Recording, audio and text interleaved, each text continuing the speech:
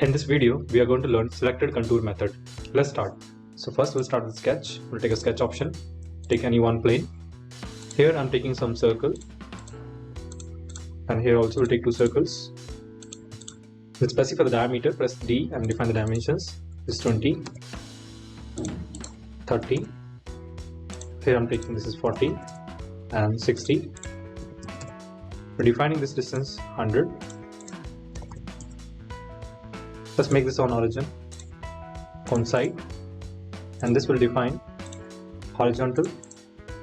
Now we'll draw a line that should be tangent,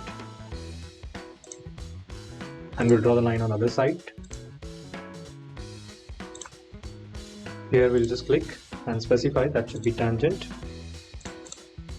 exit. Now we're going to extrude. Select this and extrude. So when we extrude, we do not extrude because there are multiple contours. So here we use selected contour. So here I'm selecting this first contour. We're defining this is 20 depth. Okay. Then again we'll select the same sketch. Go to extrude. Selecting the middle sketch.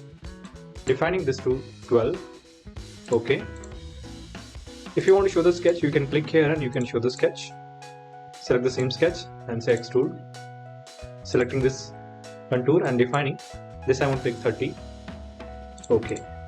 Now we can hide the sketch if we don't want. This is how we can use selected contour method, and we have completed this part. If you like this video, subscribe our channel, and thank you for watching this video.